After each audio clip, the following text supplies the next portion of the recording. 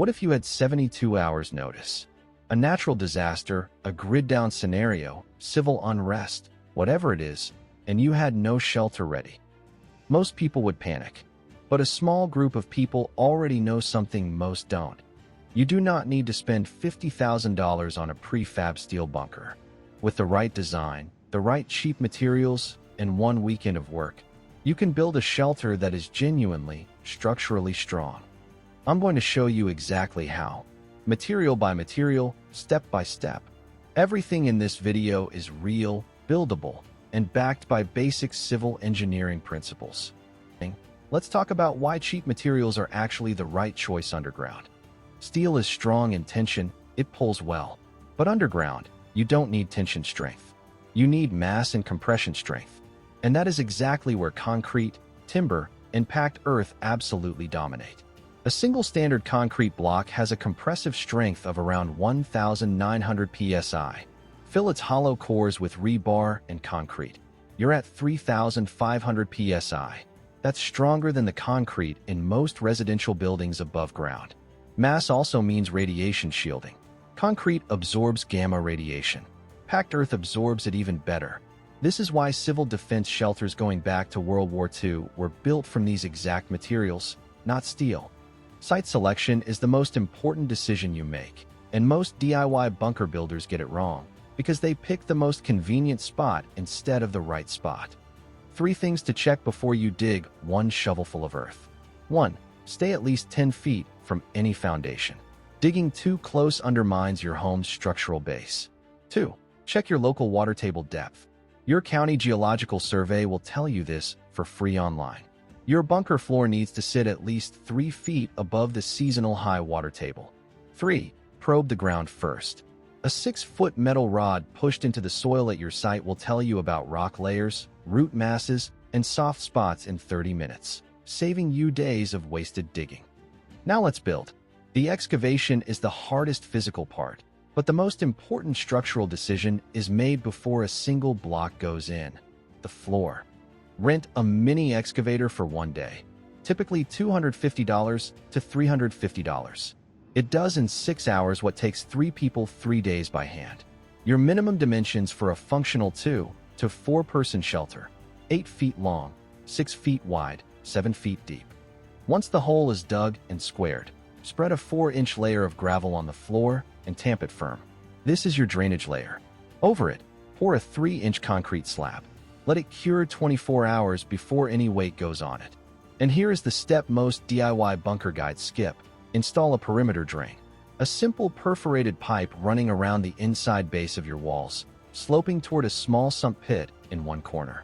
A $40 hand pump or a $60 electric sump pump keeps your floor dry after every rain. Skip this, and you've built a very expensive swimming pool. The walls are your mass. Use 8-inch concrete blocks laid in running bond. That means each block overlaps the joint below it. Fill every hollow core with rebar and concrete grout. This is what transforms a basic block wall into something that can handle tons of earth pressure. Coat the outside of the walls with 2 layers of hydraulic cement. This is the same waterproofing used on basement walls in commercial construction. Press a dimple drainage board against it before backfilling. The roof is where most DIY bunkers fail. Here is the correct sequence: 4x8 treated lumber beams across the top, spaced 16 inches apart. Corrugated steel sheet over the beams. A 6-inch concrete pour over that. Then 18 inches of compacted earth. That layered system carries the load with a safety factor of 3 times what it needs to be. The entry hatch must open outward.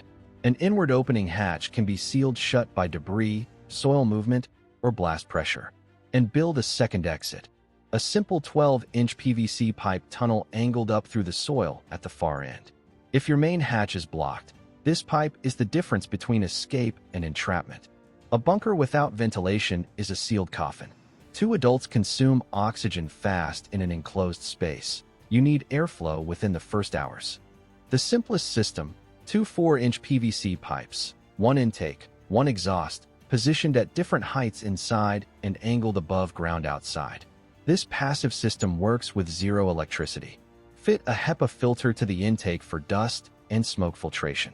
Add a blast valve and NBC canister filter if your threat model includes nuclear or chemical events. Total upgrade cost under $150.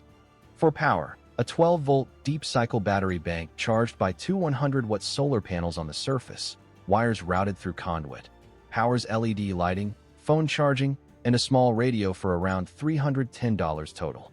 Stock for 72 hours minimum.